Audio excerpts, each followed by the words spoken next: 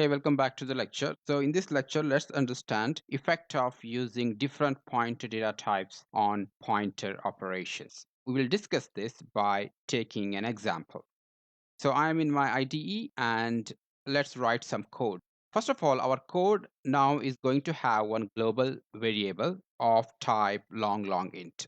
Let me type long int and the variable is, let's say, gdata, g underscore data.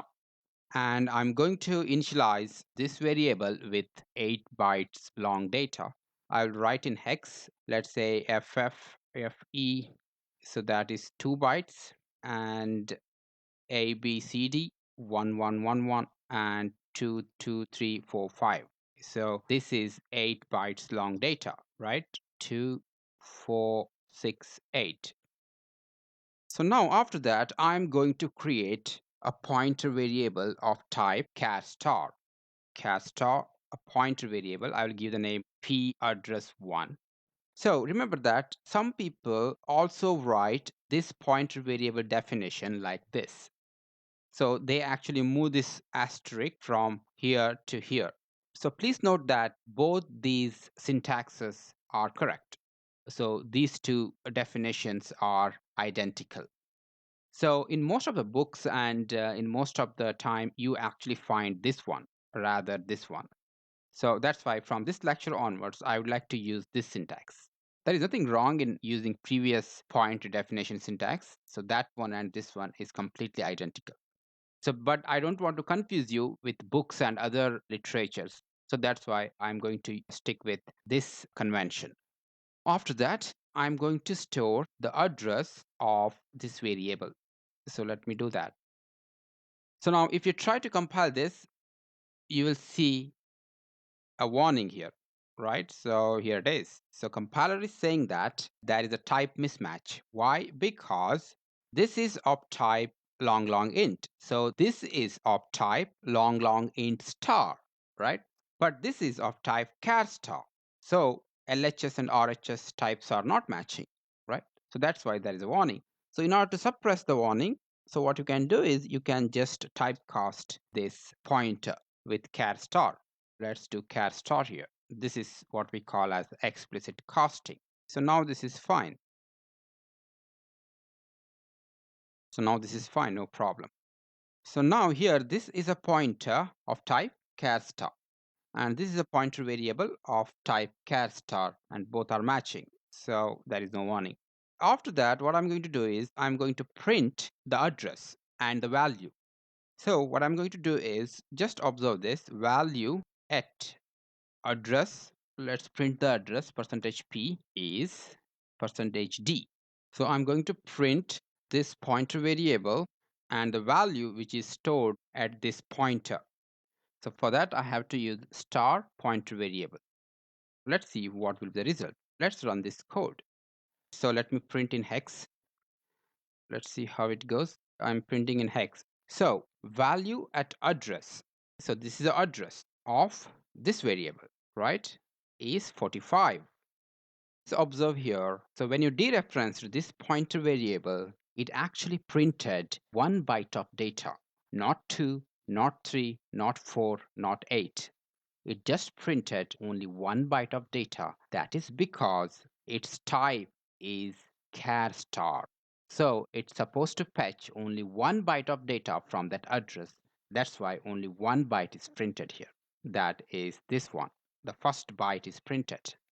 Let's create another pointer variable, and I will call it as p address 2, and this time I'm going to use int star. And again, let's do the same thing.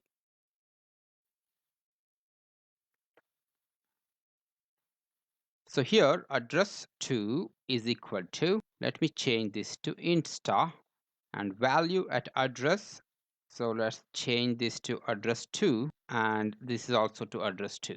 So take a look here what happened.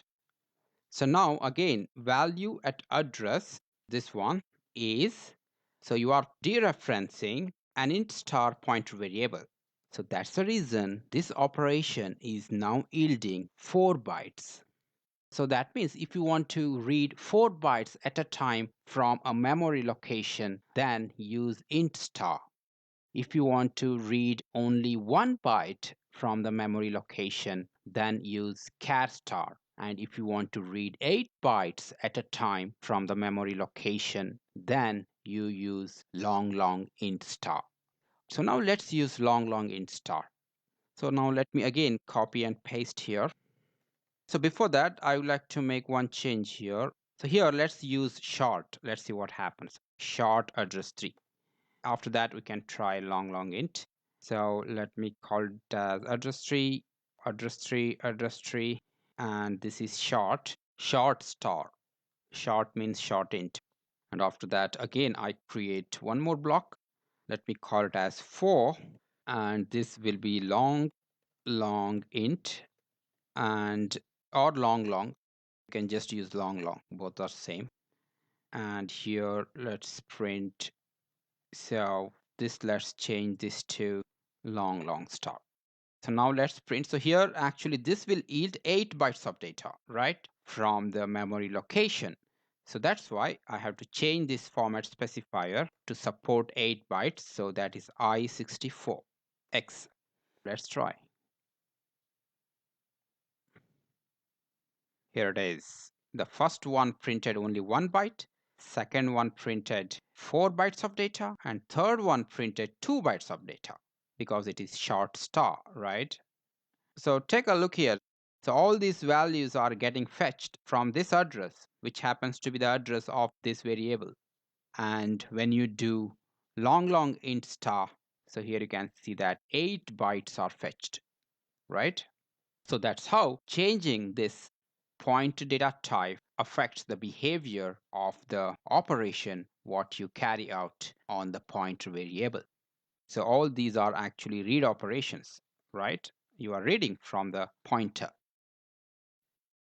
All right, so here observe one thing, that so even if you drop this explicit casting, the result will be same. But the thing is, compiler will issue a warning.